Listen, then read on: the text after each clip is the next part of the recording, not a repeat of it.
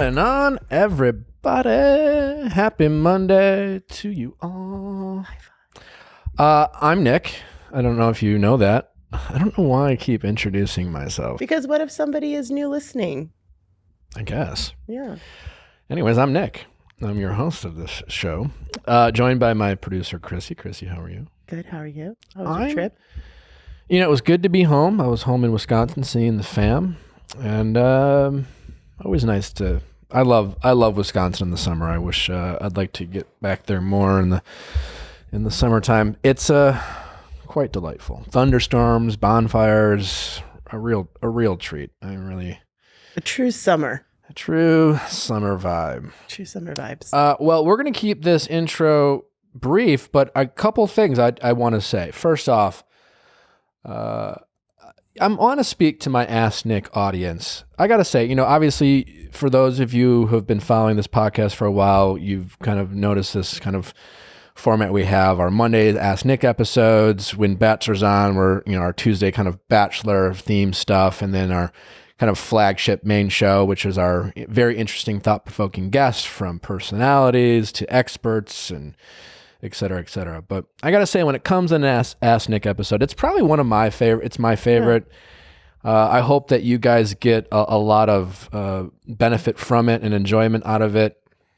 It's as helpful to me as well. I look forward to coming in and doing these. I find it therapeutic for myself. So I just want to say thank you for being a part of our Monday shows. As well as, you know, when we get reviews on the show, like on iTunes, I really appreciate some of the Ask Nick reviews. It warms my heart.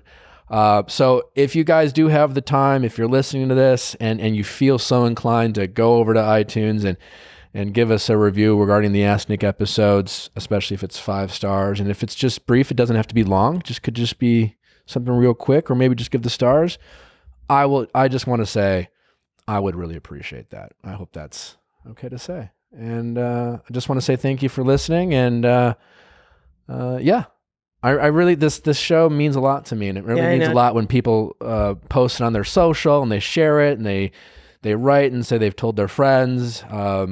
They get really vulnerable with us and share some of the most intimate details of their lives with us. Yeah, it means a lot. So I just want to say thanks.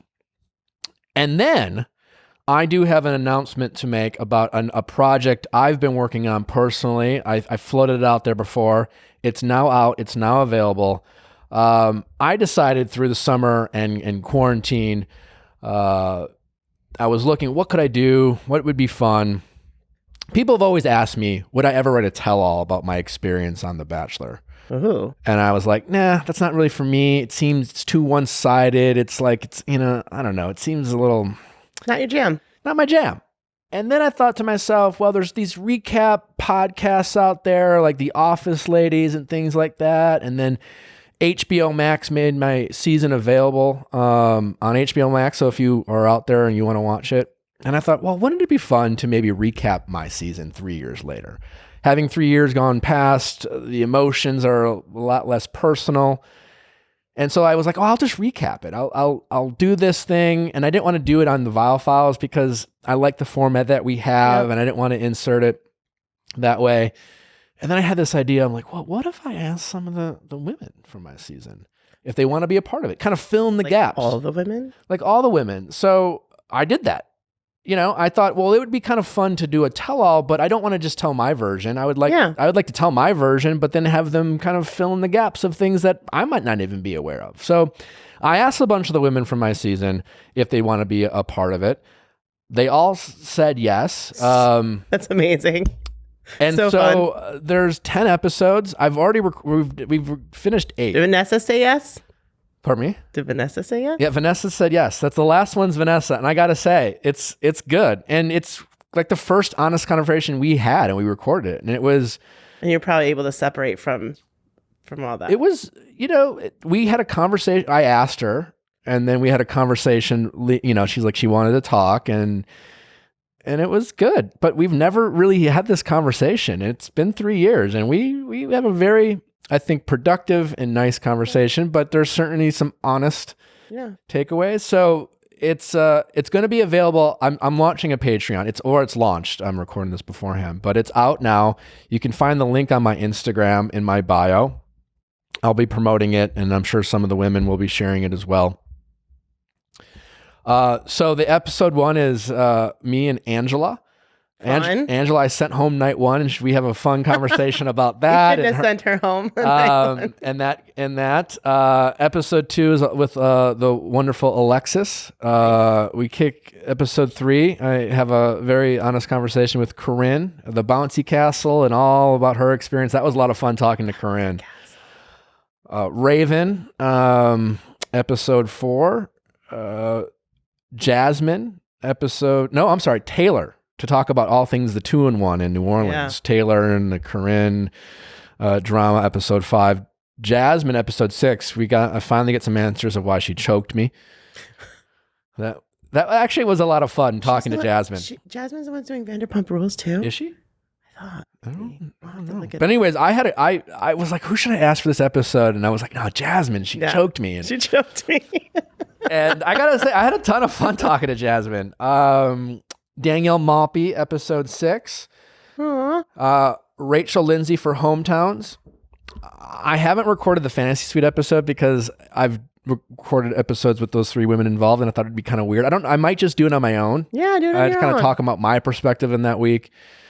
And then I end it with Vanessa to talk about it. And it's a combination of recapping the episodes. We kind of go episode by episode, but then we will bounce around from the women's personal experiences, and they share stories about the house and interactions. And there's a lot of moments of me telling them and about things that were going on that they never knew. And a lot of like, oh, really? And that was like kind of I think it was therapeutic for us all and fun. And it was nice because we all did it under a lens of, we're 3 years removed, and we all there are a lot of people personally affected by the experience, but now with it being removed, it's fun to be able to talk about it in a more honest way. So yeah, it's available. And the GOAT episode of my season is being aired on August 31st on ABC, so make sure to check that out. So this will fit in between. So I'm dropping the first 4 episodes are out now. They are on my Patreon. So Angela, Alexis, Corinne, and Raven are all available. And there's an audio option and there's an audio and video option. It's $5 a month for the audio and then $1 more for the video. If you think of it this way, it's like 10 hours of an audiobook of a tell-all format. That's less than what you'd pay for an audiobook. It's commercial free. There's no commercials. So I did it myself. I produced it, did the whole thing on my own. It was a lot of fun. And just a fun project. So if you guys want to check it out, it's there. I hope you enjoy it. It was, if you're looking for a fun audiobook, if you will, it's basically like that, and like in a podcast format. I don't know how else to describe it.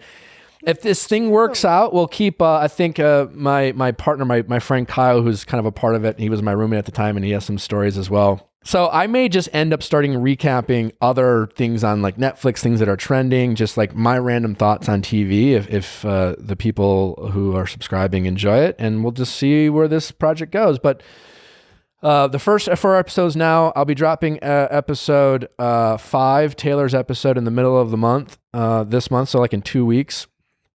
And then the other 5 episodes will be dropped on September 1st.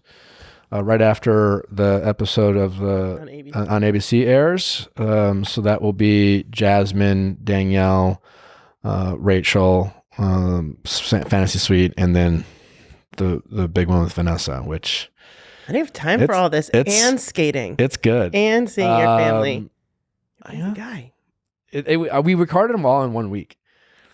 So it was like and I did it was a fun week. I recorded them all from my house, and Kyle and I did it, and then obviously had to package them and edit it together, and so the audio is really a fun listen to, but there's elements in the video that we kind of point things out, or this thing that Corinne gave me I still had, and we talk about that, and Vanessa asked me some questions about wonder if things I still have that we bought together, and it was kind of interesting, and so check it out. Again, it's available. You can find the link on my Instagram. and I hope that you guys enjoy it. If you run out of things to watch or listen to, it is there, and I'll keep bringing out more content on my Patreon going forward. So I thought this would be a good thing to kick off. Need the content.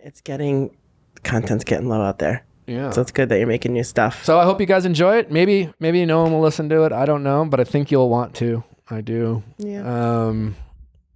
So yeah, with that being said, I think you're really going to enjoy this episode. Some really vulnerable callers. Yeah. I really appreciate. And I guess without further ado, we should just get right to it. And as always, once again, thank you guys so much for taking the time on your Mondays or listening to our Ask Nick episodes and promoting us. I see it. I appreciate it. And just want to say thank you.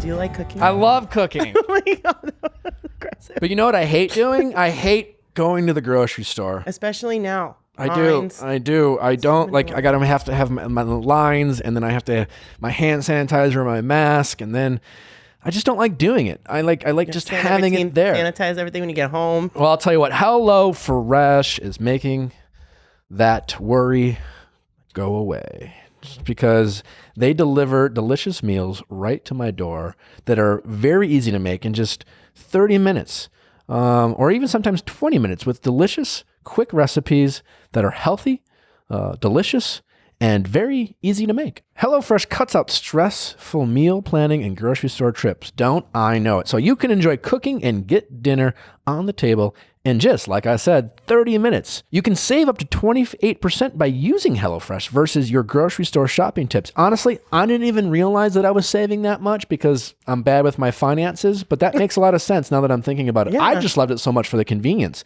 Now that I realize I'm saving money too, my mind is blown just as I'm reading this out loud. They're also committed to making fresh, delicious food available now more than ever and taking an extra step to keep its employees safe.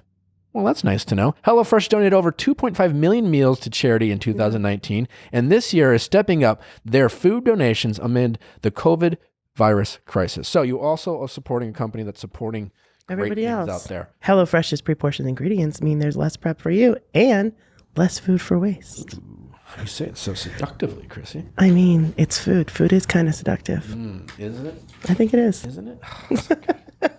Well, I'll tell you what, clearly you guys need this. If you haven't tried it, HelloFresh, it's a big miss on your part. So here's how you solve that problem. Go to HelloFresh.com/VIALL Files 80. That's HelloFresh.com/VIALL FILES 80 and use code Viall Files 80 to get a total of $80 off, including free shipping on your first box. Additional restrictions apply. Please visit HelloFresh.com for more details. One more time, that's HelloFresh.com/VIALL Files 80 and use promo code Files 80 to get $80 off, including free shipping on your first box. Hey, just because we're stuck at home and trying to be safe doesn't mean we need to be less productive. True. And we just need the tools to help us do the things that we want to keep doing. And ShipStation is certainly helping me in Natural Habits stay productive, meet our customers' needs. You love them. Love them. Not only do I love them, I need them in my life. Yeah. If you are running any type of small business, whether it's just really out of your home or a slightly larger scale like Natural Habits, whether you need to ship on Amazon, Etsy, whether it's from your own website, USPS, ShipStation makes it so much easier. You save on shipping. You get so many helpful reports. It makes it great for customer service. You can track your shipment from the time you put it in the box to the time it gets to your customer's door. It's just so much more efficient. Now, any business can access the same postage discounts. They are usually reserved for large Fortune 500 companies. You'll always know that you're getting the best deals possible. No wonder ShipStation is the #1 choice for online sellers. It's certainly mine. You'll ship more in less time with the best rates available. And right now, Viall File listeners can try ShipStation free for 60 days when you use offer code VIALL. Make sure your business is ready to meet the demands of every delivery culture. Get started at ShipStation.com today. Click on the microphone at the top of the homepage and type in VIALL. That's ShipStation.com. Then enter offer code VIALL. ShipStation.com. Make ship happen. Make ship happen. Yeah.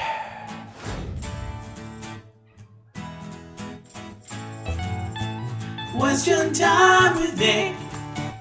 Let's ask Nick your sexy questions. How's it going? Hey, going good. Thanks for having me. I'm Tori and I'm 26. Hi, Tori, 26. How can I help? Okay, so my question really has to do with dating confidence. I'll try to provide a little bit of context so that my question makes sense. So since my last relationship ended, I've been dating super casually, not really looking for anything that serious. Kind of just wanted to have some fun, and I definitely have been. I'm one of those people that actually really enjoys dating. But I've kind of realized that the way that I've been dating has just kind of been a way to serve my ego. And I certainly love a good defense mechanism, but I'm kind of over it at this point. And recently, this really attractive guy that I've gone out with just a few times now kind of made me realize that I'm super intimidated by good-looking men to the point where I feel less confident and less secure with him than I do with the type of guys that I normally go out with. And I mean, they haven't been losers by any means, but I wouldn't like see them in a crowd and pick them out and be like, oh my God, you're so hot. So anyways, I'm usually like so confident in my dating life, but honestly, I feel like these insecurities that I'm having about dating really attractive men, because it's not how I normally operate. It feels kind of like my dirty little secret that I have in like an area of myself that I don't really like to look into, because I don't really like feeling vulnerable, even in my own head. So kind of throw me for a loop. I mean, like, I know that I'm more than just what I look like, and I know I have so much more to offer than just that. So I'm really just like not sure why I'm caught up in this all of a sudden. I guess I just feel like I'm being evaluated more harshly based on how I look. And I would even say that like how a guy looks has never been a huge priority for me. But after being with this guy that's like super attractive to me and I'm kind of obsessed with physically, I am realizing that maybe physical attraction is more important to me than I thought that it was. And with that, maybe I'm not as confident as I thought I was. And I guess like I should be investing in relationships and sex with people that I'm genuinely attracted to. So I just feel like this is kind of a confidence issue that I need to get past so I can like get what I really want. So my question really is like, how can I be so confident with what I have to offer men, emotionally and mentally, especially when I don't feel challenged by them? But the second that I perceive them as being too attractive or too good for me, like, why do I shut down and start to feel so insecure? Yeah, great question. I have all the answers for you. I'm just curious. When was your last relationship? Then when did it end? Yeah, so it was about a year and a half ago, and it was a 4-year relationship that I ended up leaving. Okay. We were just kind of going through the motions, talking about engagement, but I realized that we were just taking next steps because they were next steps, not because it's what I really wanted. Sure. Okay. Yeah, what you are doing is can be pretty typical. I've dated a lot of women like you. Howdy. What I mean by that is, how do I say this? Listen, yes, what you've gotten yourself into a bad pattern, right? Mm-hmm. And this pattern is like, it's good that you enjoy dating because dating can be a struggle, but what you don't enjoy dating, what you have been enjoying is kind of collecting notches on your belt, so to speak. You're someone who, just to oversimplify and play the number game, you think of yourself as a 9 who's used to dating 6s and 7s who make you feel very beautiful and very desired and chase you, and you constantly feel you're in total control. Like, you honestly don't probably even like any of these guys all that much.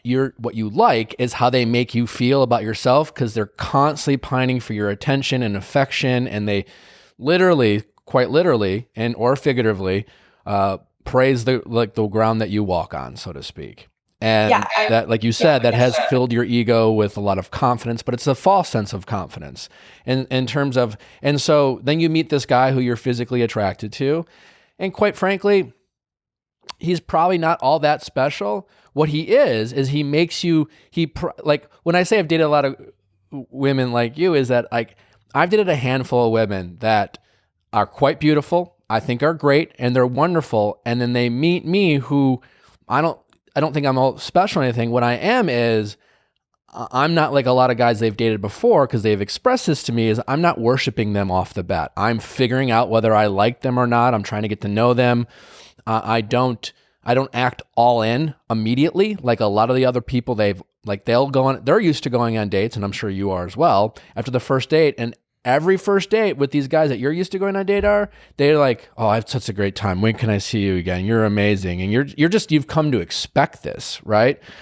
But you've been going out with a certain type of guy just to fill that ego. Like, that's being your baseline. And then you run into this guy who's, probably your equal, right? But you haven't seen it that way. And all you're feeling is vulnerability, right? You're feeling the vulnerability of, this could not work out. And you know what? It might not work out. And what you have to do, and how to get over this, is you have to accept vulnerability. You have to change the way you go about dating. And the reason, like, you almost, in a weird way, you need to hate dating a little bit more than you do, because dating should be hard. Dating is about trial and error. It's about swinging and missing. It's about, going out and be frustrated because you don't like someone, and then going out and be frustrated because you like someone and they don't necessarily like you. This is dating, and dating in that way is going to allow you to actually meet someone that you're like mutually interested in each other, and there's a mutual level of respect, and there's a mutual level of compatibility, and one person doesn't feel like they have an overwhelming amount of power and influence over the other, right? Yeah, I think that's definitely the problem. Like, it's a consistent pattern where it'll be like second date and the guy will be like, oh, like, where do you see this going? Like, what are we? And I'm like, yeah. I haven't even saved your number in my phone. Like, what are you talking about? Like, well, you, and it's definitely a sense of power thing. And yeah. I love that. I just don't know how to break away from that. Why are you, what makes you say yes to a date? Because I try not to rule people out, just because I usually date online. Sure. It's fun. Like, I really like to go meet new people. The shallow part, I like to talk about myself and get some drinks. Like, it's fun. I really enjoy it. I feel like I'm going to be bamboozled one day when I actually meet somebody. Well, yes, you are. You're setting yourself up to be really crushed by a guy you probably don't even like that much.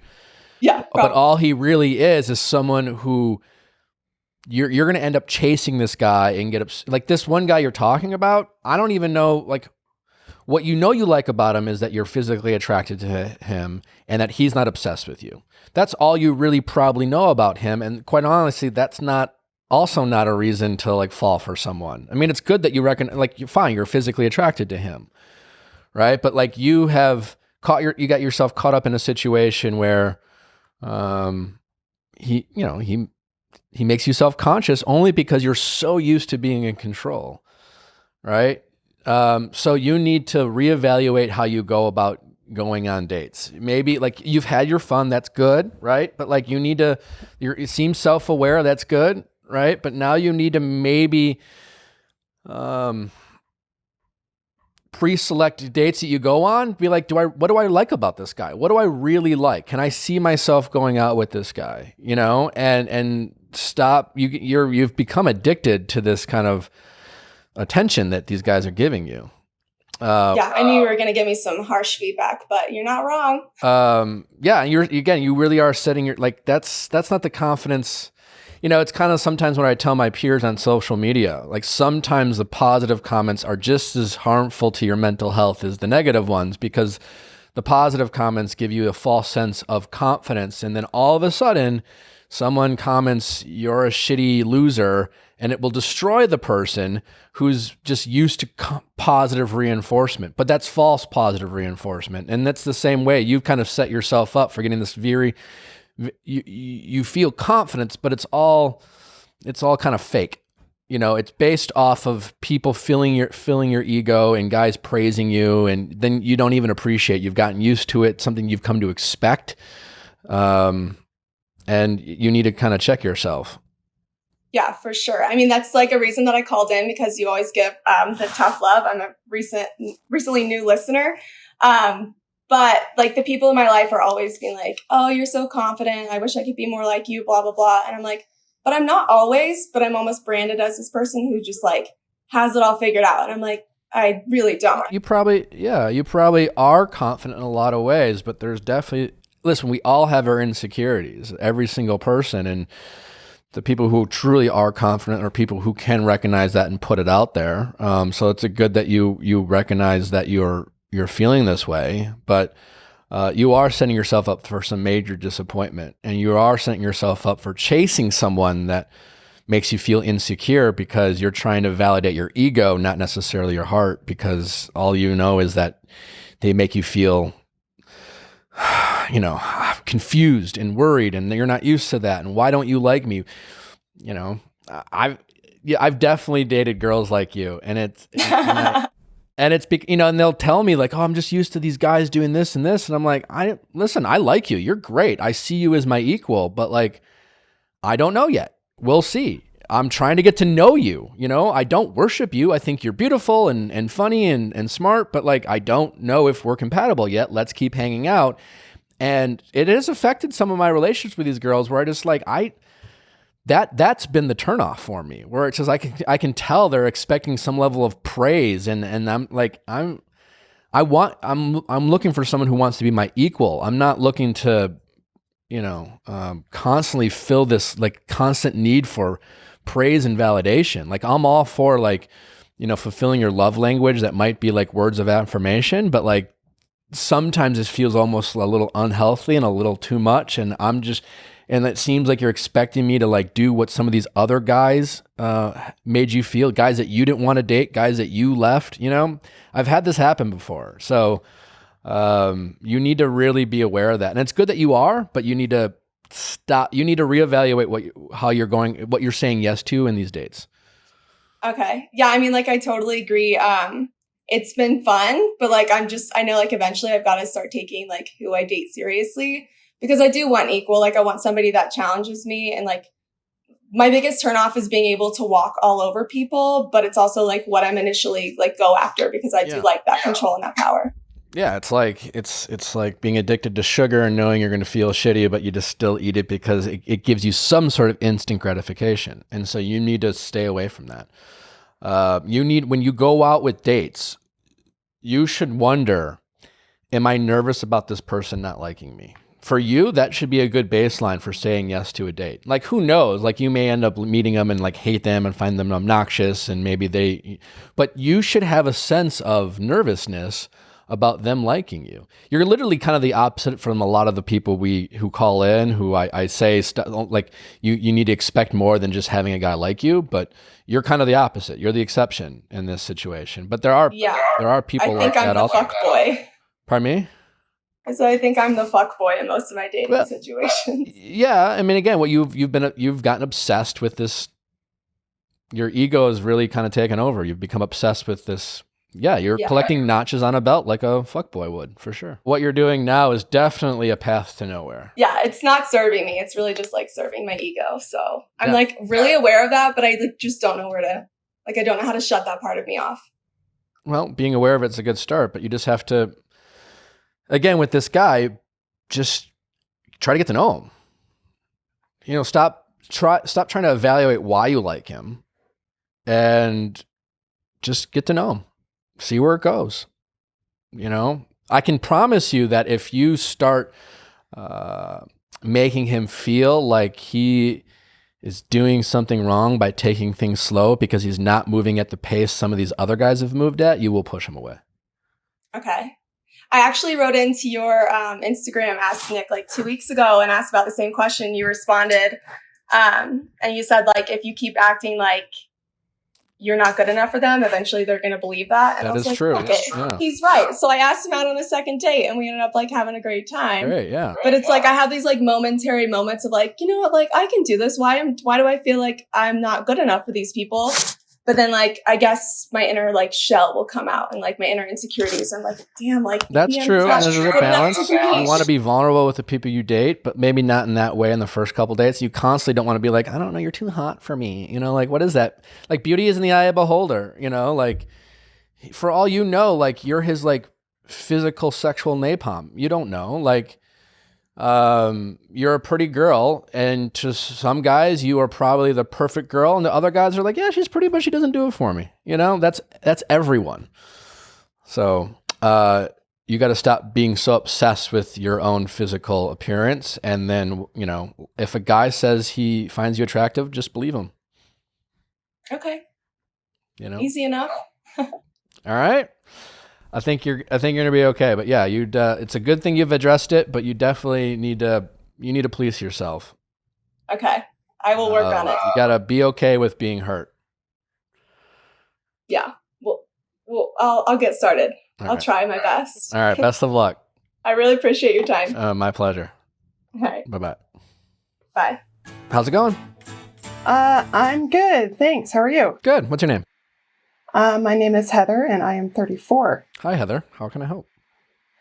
Well, my main question is, should I have some casual sex to figure out if I'm asexual? So let me tell you my tale. Okay. So I grew up in an extremely religious household. I was Mormon. Okay. Where obviously sex before marriage wasn't even an option. I left the religion about 4 years ago. Okay. But I still feel like it like messes with my brain, obviously, is like in a lot of ways. Sure. Especially regarding sex. I think after so long repressing my sex drive, perhaps I'm still repressed. So I've also never had sex really, or a relationship. I'm 34 and last year, for the first time ever, I fooled around with a guy about 3 different times, but we never had intercourse. Okay. So that's my only sexual experience. None of those times was really great for me, but we didn't spend a lot of time with foreplay, and he seemed to mostly focus on his pleasure. Just so. Unfortunately, that's the way it not goes. terribly uncommon in the Yeah. in the world, but Yeah. what do you mean by asexual? Like, I mean, that's regardless of your religious upbringing and your lack of sexual experience, you seem to have this very specific question about yourself, and that is wondering if you don't care about sex. Yeah, that's kind of it. I don't feel like really attracted to a lot of people. It takes a long time for me to become attracted to like people. And so but I'm also just kind of wondering, should I like jumpstart would having like casual sex like just with somebody that I did consider like super attractive, maybe that would like jumpstart something in me, and I would. Well, let's take a step back from like your actual dating life.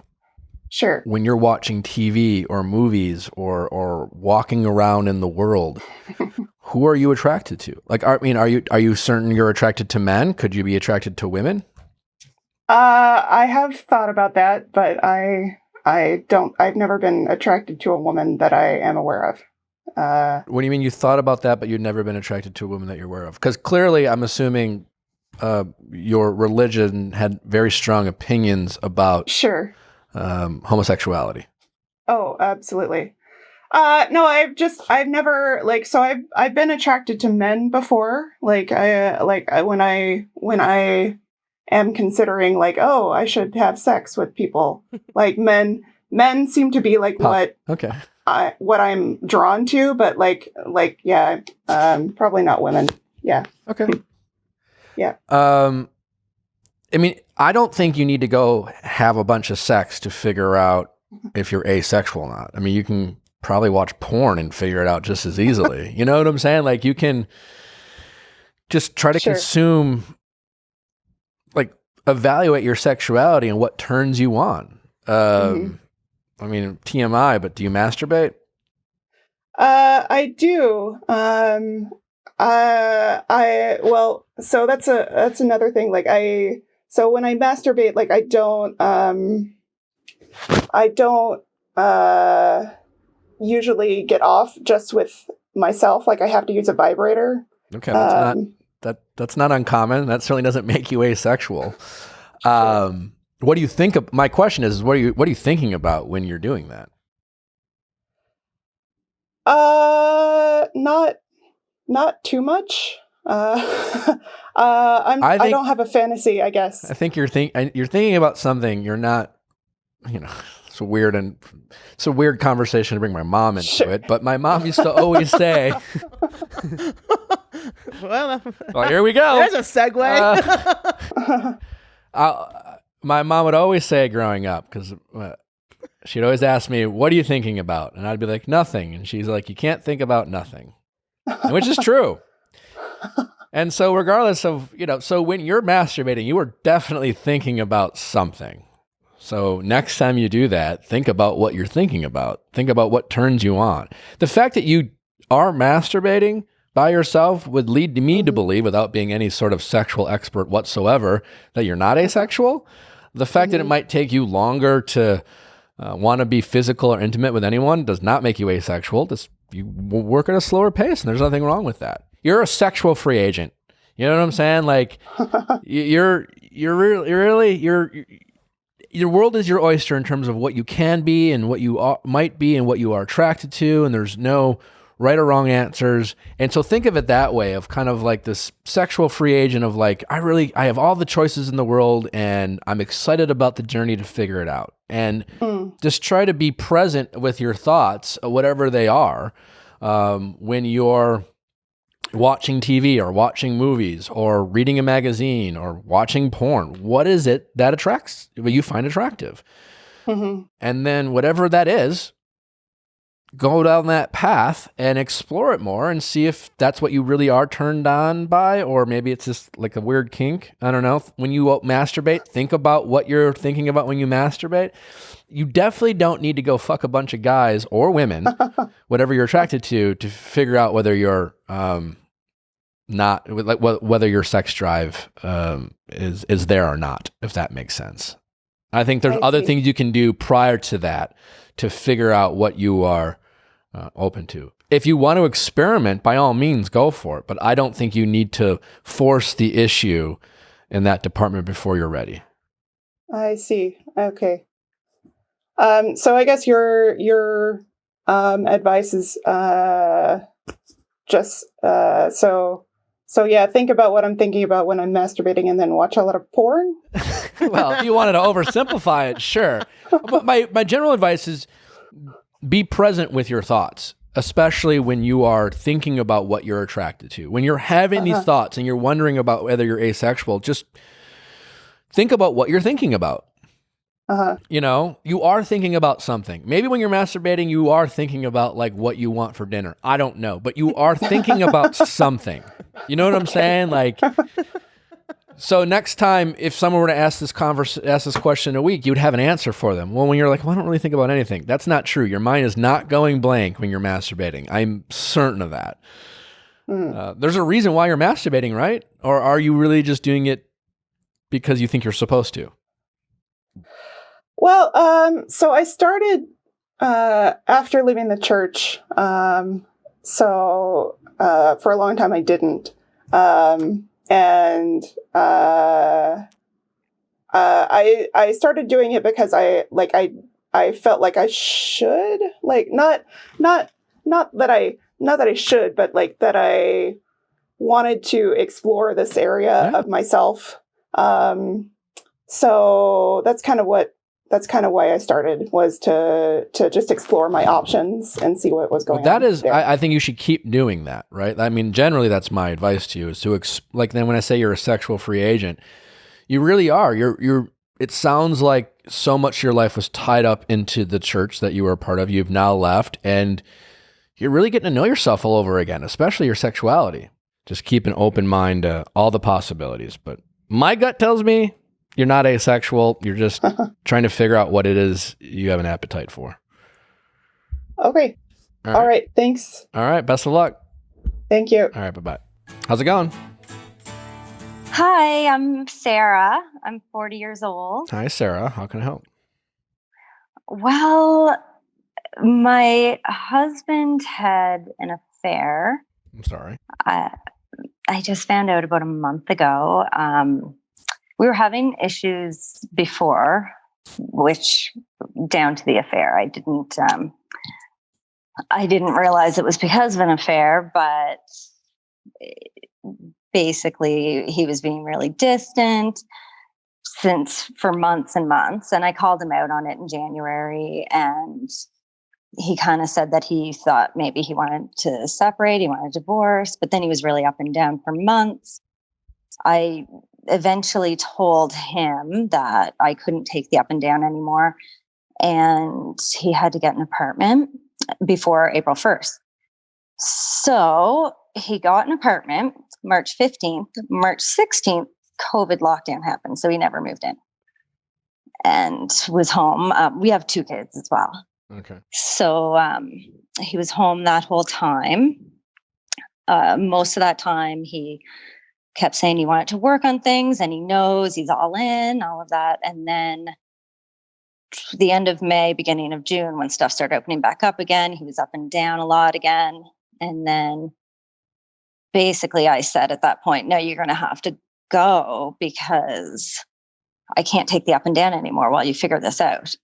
And then he apparently tried to break it off with the mistress, which I didn't know about her at the time. And she got mad and she sent me a message and told me all about it. So he was gone immediately. So you got her, you got her point of view. Yeah, I knew her actually, though.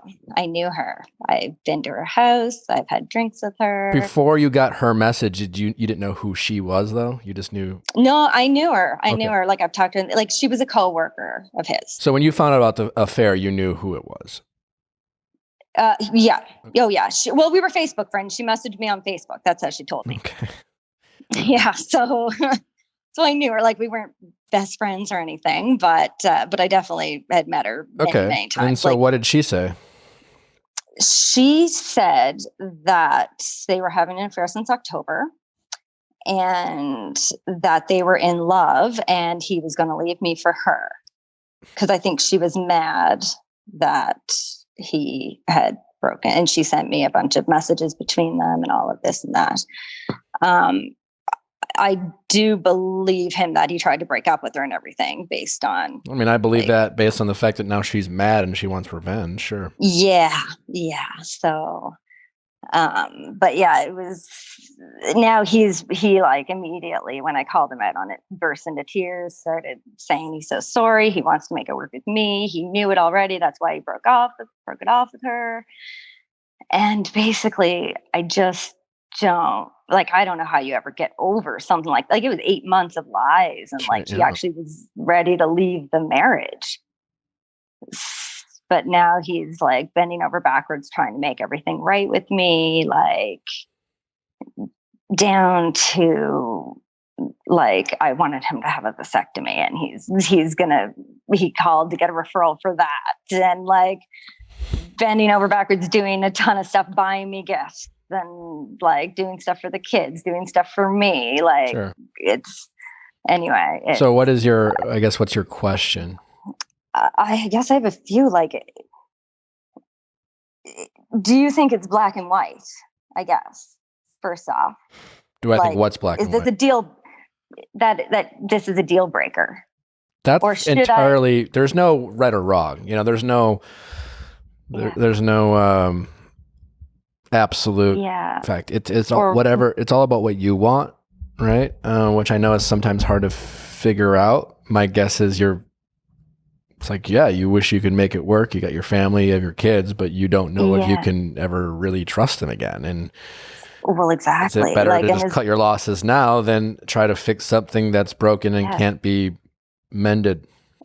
Yeah. And the problem is, like, look, I thought that if this ever happened to me, I would go Tiger Woods' wife crazy with the golf club and go nuts. But I was surprised at how sad I was instead of just angry. And obviously I still love him. We don't really know how we're going to handle situations. We can guess about how we'll handle crazy and hard situations, but we don't really know how we will until we experience. I know. But then is it true, like, the once a cheater, always a cheater? Because he took it to the extreme and was okay with it. I mean, yes and no. I mean, I think it's when people talk about once a cheater, always a cheater, I feel like they're more talking about in kind of early 20s kind of dating situations, Yeah. not married. That being said, like, clearly he is capable of lying in a very advanced level. Once a cheater, always, it's one of the, like, I think right now, I don't have an answer, and neither do you. And that's what you're really struggling with, is you have really no idea his sincerity. The truth is, he has no idea about his sincerity. Right now, it sounds like he's operating at a very selfish level and very kind of immature level. He's only really been thinking about himself the past several months, not his kids, not his wife, and not probably even his mistress. Like, he is probably going through something where he feels unsatisfied about his life, and this is how he's chosen to go about seeking to fill that void of whatever he's feeling. So everything he's doing right now is all reactionary. And you could probably make a bunch of demands, and right now he will say yes to all of them because he is operating out of fear, and he is operating off of feeling like he needs to fix something. But to your end, and it sounds like he's already demonstrated, once he gets what he wants in that moment, he may relapse, so to speak, right? This whole idea, like during COVID, then he kind of got wishy-washy again. This is not the first time he's been willing to like do whatever, only for him to get wishy-washy again. So I don't think this can be, have you guys talked about counseling? We started counseling. We've been twice now with that. So, I mean, the first time is just telling your story, really. And then, and that may be a process. You're going to have to decide whether you're willing to put the time and work in to make this work, knowing that he was the one to fuck this all up. And I don't have an answer for you in terms of whether you guys can get through this. But my guess is it's probably going to be a process. You're going to have to decide, do I want to invest a year, year and a half of us getting through this and working on it, only to find out I don't love him anymore, or this isn't going to work out? Because that's a possibility. I think while you're going through this therapy and while you're going through this kind of reconciliation process, there's no guarantee that, like, just because you decide you want to try to make it work doesn't mean it's going to make it work. Yeah. And now, oh, sorry, go on. No, I mean, that's you're in a pickle there, right? I would ask yourself questions. Do you want to why are you trying to make this work? Just because, are you afraid to start over at 40? Or is it you just never imagined that you would be dating at this age with 2 kids? Are you making a lot of decisions out of fear rather than what's best for yourself going forward in your kids too? Yeah. So I think those are important questions to ask yourself, because it does seem scary. And while you might not have ever imagined dating again, it's definitely kind of like being cheated on. It's never usually as scary as it seems. There's exciting things about it too. I can promise you that if you get divorced, after the hurt and after the sadness and out of the guilt or whatever, whatever the feelings that you're feeling, you're going to experience some excitement. You're going to meet someone that makes you excited. There are people, there are other people out there. And so there's whatever you decide, there's definitely a light at the end of the rainbow. So I think when you decide, you're at this point right now, you're in a decision. Right now, the decision you have to make is, am I willing to work on this? And why am I willing to work on this? Am I doing this out of fear? Or should I just cut my losses now? There is no right or wrong answer there. But I think you just need to be honest with yourself about your intentions. Yeah, I think another part too is like part of me wants to throw in the towel, like for my pride and everything, right? I wouldn't make your decisions based off of pride either. But it's hard. Pride's not going to get you anywhere. I know, but Yeah, it's hard, right? Because then you don't want to be a pushover or make it okay that it happened. True. You definitely don't want to do that. And that's what the therapy and going through that process is all going to be about, working through that. And you might, again, 6 months from now, 8 months from now, 16 months from now, come to a conclusion that you can't trust him, that he is not the person you first married, that you don't love him anymore, that maybe you don't respect him for what he did to you and your family. You might come to all those conclusions, but you're going to make that determination based off the facts that you figure out as you go through this process. There's definitely power in recognizing I can be cheated on. That's a kind of an empowering feeling to know that it's possible, because then we can acknowledge the possibility and be more in tune with the signs that it's going on. And then we can trust ourselves to acknowledge things that are going on that sometimes we like to pretend are not happening. Yeah. Yeah. So it's definitely not black and white, to answer your question, if you haven't figured it out. A lot of nuances, and I think any decision's right, but just don't make your decisions based off of fear or pride, and take some time. If you decide to move on, I promise you will find happiness at some point. Another thing is, like, how would you ever have sex again without thinking of her and that? Yeah, again, that's kind of goes back to trust. And I mean, you could harness it. I don't know if you're into some kinky shit, but you have to. I think you just have to get. That's down the road. You have to figure out if you can trust this guy again. My guess is, if you can trust him, then you will get over that. But she's just someone.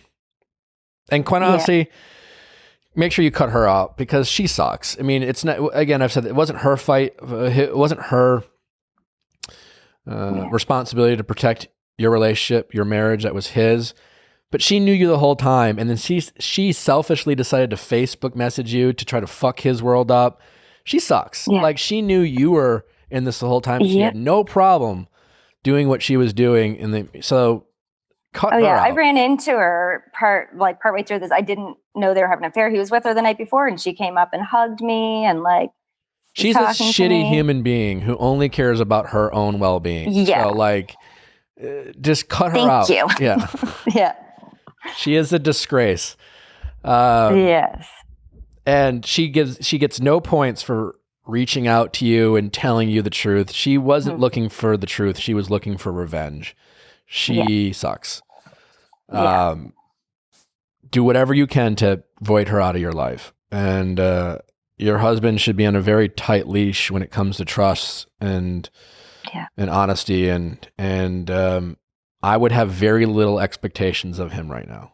Don't set yourself up for disappointment. He set the bar very low, so that's convenient for you. You can just be like, I don't know if it's going to work. I don't think it's going to work. And quite frankly, if it doesn't work, I'm going to be fine. So right now, I'm kind of open. I have the door slightly cracked open, but that might change at any moment. But just don't expect a lot from him, and that, I think you'll feel empowered that way by don't fall for these grand gestures that he might be willing to do. It's all wasted energy in the short run. It's all fluff. This will only be salvaged by slow, sustainable communication and trust, and that's going to take time. And you just have to decide whether you're willing to invest that time. Make healthy decisions and have your motives be healthy and not vengeful, and try to have them be productive, and don't make decisions based off of fear or pride. Okay. All right. Yep.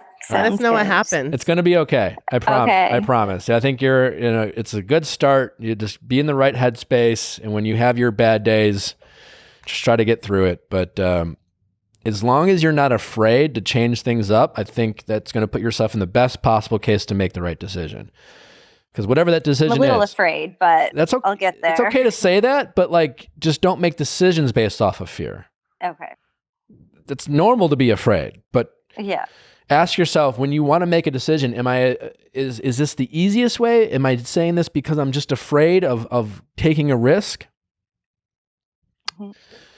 You know, you deserve to be Yeah. with someone who you trust and didn't hurt you or doesn't hurt you. Yes. So he had a shot, he fucked it up, and you have all the power right now to decide what's best for your happiness going forward. And you don't owe him any of that right now. So, Yes. all right. Thank you. All Thank right. you. Yeah. I'm excited for you. All right. Best of luck. Okay. Thank All you. right. Take care. Bye. Bye-bye. How's it going? Good. I'm McKenna. I'm 23. And I'm Jackson, and I'm 25. All right. My first couple. I'm excited for you guys to come on and tell me what's going on, and we'll see if this is I'm excited. many more couples to come. But how can I help, guys? So we've been together for over 6 years, All right. and we recently moved to a new town in Missouri together. I'm originally from Iowa. He's originally from Missouri. But we moved here for him to go to medical school. So he just kind of started that. And I actually got a job here as well, working for the medical school that he's going to. But I've been completely working from home, and pretty much all of his classes, other than labs, are online. So when we planned to move here, we just got a little 1-bedroom apartment thinking that we really wouldn't even be here much at all. Sure. And now we're here 24/7. And so it's been a struggle just to meet people. You've met a few of your classmates, and I've met very little people. I've only met one of my coworkers. So been a little hard to make friends, and especially when he's busy studying all the time, it leaves me with not a lot to do other than binge more Netflix. So my first question is kind of how to make friends in a city that you've never been before you moved here, when you know basically no one. Sure. And then also, with us being stuck here all the time, but kind of doing our own thing, him being in class or studying all the time. We're together all the time, but not very much of it is quality time. So how to make quality time more meaningful. Okay. Any thoughts from you, Jackson, or any frustrations or? I don't know. I'm still trying to adapt. I'm only in my third week of medical school at the moment, so I'm just trying to get my feet under me for the most part. I haven't even had my first test or anything. So Gotcha. Yeah. So she pretty much hit the nail on the head. Yeah, my guess is it sounds like, kind of to your point, you guys moved there obviously for Jackson going to medical school, which congratulations, Right. by the way. That's pretty exciting that you're doing that. And my guess is, McKenna, like you said, you probably had this all planned out in your head. Okay, we'll move here and I'll get a job and I'll slowly make some friends. And then, like you said, COVID hit, and it's been, have you panicked a little bit in terms of oh shit, this is not what I expected? Kind of thing? Yeah, I'd say a little bit, especially because I had never been here at all before we moved. The day we moved in was the first time I even visited the town, and it is very rural, and it's the largest town within a 90-mile radius. And I'm used to we both grew up in really small towns, but we were only an hour and a half drive to bigger cities. And obviously I had all my friends and everything like that. So it was easier to do things. And here, especially with COVID, options are really limited. And with him being in medical school, we're supposed to be extra careful with going out and doing things. So yeah, it's very different than what I thought it was going to be when we moved here, especially not even being able to go into the office and meet my coworkers and get a drink after work with them or anything like that. So, I mean, really, I think you guys just have to be patient as much as I probably maybe not the answer you want, but like Jackson said, it's been 3 weeks and I can only assume he has a lot on his mind, a lot of stress, probably nervous, wants to do well, wants to fit in, all these things. And he's probably got a lot more distractions than you have, McKenna, just because, he's meeting his new classmates and there's this, and so the tough part is what you don't want to do is stress out Jackson so much because he's probably, worried, and correct me if I'm wrong, Jackson, but you probably care about her, she made this move for you. So there's a stress level of hey, you happy? Are you okay? Because you want this to work. You guys have been together for so long and you're following your dreams and you're appreciative of her, helping you follow yours. And so what I'm saying? Don't try not to stress each other out. Right. And that's just going to, as a result, you're going to have to just try to be patient. There's going to be a period that's just going to be tough. Like there's nothing I can say to be like, we'll do X, Y, and Z, and this will make you happy. It is like we're dealing with a pandemic. So like this idea, what I would normally say is like, join some extracurricular activities. Are there recreational sports teams? Are there groups? Like none of this is really possible right now. And so there's no good answer in that situation. I think the best thing you can do is just keep talking and communicating. Honestly, I'm assuming you have like friends and family away from you. Yeah. Like I would not always vent to Jackson, especially right now. I mean, it's good that he's probably there to talk to, but you're going to stress some out if he is the only person you're venting to. I think you need to diversify your emotional support system right now. I mentioned this on my Ask Nick when someone was like breaking up with someone who they knew it wasn't right for them, but like they didn't know who else to talk to because they were the only person they talked to in a relationship. So like, it's okay to feel what you're feeling, but like right now, let Jackson get settled in. As long as Jackson, you're being attentive to her needs, but like you're not feeling so stressed out that you can't win.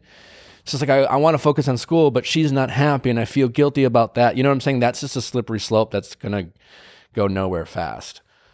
Yeah. And I think I could maybe find some other outlets for my stress too, like my parents or friends or something like that. So yeah, I think that's really important for both of you right now too, is like you're stuck with each other. And it's good that oh babe, I want you to be able to talk to me when you're sad, and that's a great thing. But once in a while, I think it might be good for you guys to just have somewhere to let it out. Because if you're constantly feeling stress and you're constantly bringing in the household, like you're only gonna just be bringing each other down, and that's not what you want to associate each other with. So try to diversify your emotional support systems and like friends, family, like you said, Jackson. Like if you are stressed out about school, like it's good that you're telling McKenna, but maybe talk to your mom and dad about it or a friend. And we always need people to vent to and let things out. So I think if you do that, that'll maybe help you guys when you are connecting and you having this quality time that you're seeking, McKenna. It's not about just venting your problems to each other and the things that you're sad about and the things that you wish were different because of COVID. So then you plan on doing actual things, taking a walk together, plan a date. I don't know what it is that you guys like to do as a couple, but like making that time and prioritizing for quality time, right? So that you're not always venting. Couples really get in a bad habit of being that way. It's like the people they always complain to, the people they are, we feel the most comfortable with the people we're dating. And that sometimes those are the people we take it out on the most, because like they just want to like let go and just kind of be a dick sometimes. And they don't know who else to be a dick to because they're like, well, you're not going to break up with me. So I'll just be a dick to you. We don't consciously think that, but we do it all the time. So yeah. Does that make sense? Yeah. So yeah, I think if you guys do that, that'll go a long way. Yeah. And I think we're pretty good about that already. I don't think we really vent to each other too much. And luckily he doesn't have his full class load yet. They start off with like 5 or something, 4. And then at the end of September, they add on 3 more classes. So it'll be in 7 all at once. And then next spring, they're in 9 all at once. Yeah. So it'll only get worse. But I guess what more can we do like when we are having couple time other than like watch Netflix? Because I feel like that's all we do when we're actually spending time together is like make a dinner and watch Netflix. Maybe that's the thing is like, you got to, just expand your comfort zone. Yeah. So it's just like, we watch, it's like, you probably like watching Netflix and chilling together. Yeah. I'm assuming for Jackson, he probably appreciates that release. It's like, all I want to do, babe, is sit down and watch Netflix and relax. But it's just finding something else that maybe is different and relaxing. There is a part, McKenna, that it is like, there is going to just be a tough period, an adjustment period,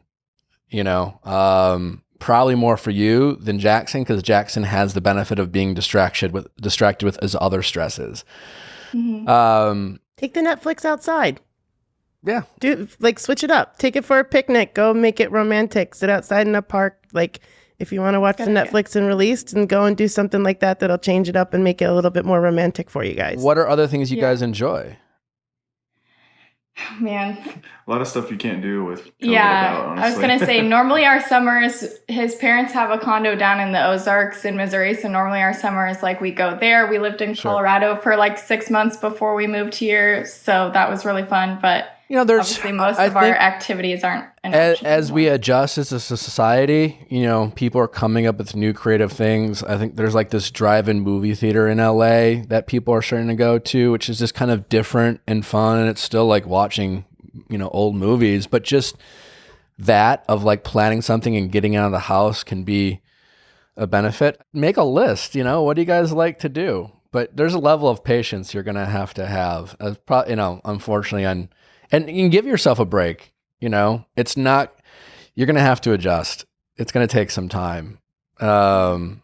Just don't burn each other out. Like that's my biggest advice to you guys, because it sounds like you have a really good thing going, but you guys are probably used to things always probably being pretty easy going for you guys. And with this new change, there's going to be some new stresses, and don't beat yourself up about it. And don't start like, oh, does this mean we're not supposed to be together because we're stressed out or these new things are going? That's normal. Like you're going to have to deal with this stuff. Like if assuming you guys work out and get married, have kids, there'll be different stresses. And so take it easy on each other. This is your first big test of like introducing like change and stress in your relationship. Yeah. So awesome. Just mix it up, Thank you. Yeah. That's the biggest thing. You get like, I'm a creature of habit. So like sometimes I even stress myself up with doing, it's like, oh, I'm tired of doing the same shit over and over. Like, and I'm the person who suggests the same shit over and over. So to that end, there's probably something going on in your community of people, like you're not the only ones feeling this like way. Everyone's cooped up. Everyone's feeling this kind of stress and burden. You guys have this new kind of unique situation. So when you have some free time, to kind of do some research and see if you guys can mutually find something that you enjoy. And then try to set some actual time aside where you can do something different than just sitting on the couch and watching the same shit over and over. Yeah. Yeah. And if Jackson wants to be like, babe, I just want to, can I just check out? Like, try not to get too frustrated, because I can only imagine, Jackson, the excitement and the stress you're feeling about starting medical school. Yeah, it's exciting. You said it. It's stressful too, but I do kind of feel bad because when I get done around supper time or whatever, it's like 7:00 and my brain's pretty much shot and I'm just like a zombie sometimes. But and then we're in bed by 10, so I gotta wake up early the next day too. So yeah. Yeah. And there might be sometimes I think in relationships too, you always want kind of this mutual, well, I'll do this for you and you do this for me. And that's great, but you can't keep score, especially on a daily or weekly basis. Sometimes, especially in long-term relationships, there might be periods of like McKenna, this for the next, couple months, certainly, and maybe the next few years, you're being kind of the selfless person for the greater good of the relationship and because Jackson's, but Jackson's being mindful of that. And when he can, he'll do his part. Right. You know what I'm saying? Like it doesn't have to be like, well, today is my day for getting what I want. And then Jackson, you have to make up for it. It just might be, you might unfortunately be the one, and you are, because you moved and you're doing this, and Jackson, it sounds like he's very appreciative and recognize that. But as much as you can, as long as you're okay with it and you accept the risks of the relationship, and then hopefully when, Jackson will, make it up for you, make it up to you. Like it doesn't always have to be on a daily basis of keeping score. Like sometimes the quality in the relationship can happen over a greater period of time, and not like every day where it's like, it's my day, I think sometimes we do that. We make that mistake in relationships as well, as feeling like it needs to, we keep score too often. Yeah. Even subconsciously. So. Yeah, I'm definitely that way a little bit. You are? Yeah. Yeah. Try not to do that, McKenna. And again, you have the right to feel like you should get, you should, you need to be happy too. And you have that right, but keeping score on a daily basis or a weekly basis, it's just it's not sustainable. Like, like you won't, it's too exhausting in any relationship for both of you. So try to see the bigger picture. Like, you made this choice, it sounds like he's aware of the sacrifices you've made, but he can't make it right all in one day, every day. So give it time and find the moments where he can make sure you're good. And you know what I'm saying? Does that help? Yeah. Oh, yeah. Yeah. Just take it easy on each other, because I've been in relationships in different situations where you just stress each other out, and it's like you understand each other, you want to be there for each other, but you don't bring out the best in one another. You're bringing out anxiety in each other, and try not to do that. Okay. Thank you. All right. Well, thanks a lot, guys. I appreciate it. Jackson, best of luck with medical school, and McKenna, I think you're going to be okay. Just try to find other outlets, other people you can talk to, and I'm sure when Jackson can, he will do everything he can to make sure that you're doing well. But give him a chance to succeed. Okay. Thanks. All right. Take care. Bye-bye. Well, what a fun little episode. I don't know. What was so many different topics. What were our takeaways? Trust yourself. Big takeaway is being a sexual free agent. It's exciting stuff. Yeah. Whether you're maybe going through a separation or you're just discovering yourself for the first time. Trying to spice it up with your boyfriend. Being open to, having options. Like, we like to get settled into our routines, and then sometimes our routines get shaken up, and that makes us panic and scared. But man, sometimes being a free agent. Was that your sexy dance? Yeah, my sexy dance? Yeah. Is that the dance that gets it going? Yeah. You might want to do that in the mirror, double check. With the sexy dance. Well, I am who I am. I love it. Well, on that note, we appreciate you guys listening. Don't forget, obviously, as I said on the top of the show, we this particular episodes of the Ask Nicks mean a lot to me, and I always appreciate you guys listening. So your reviews on iTunes and your feedback in general is always appreciated, and we always thank you for listening and sharing it with your friends, and it's as helpful to me as it is hopefully to all of you listening. So just want to say thank you for being a part of this show, and if there is nothing else, we will see you next time.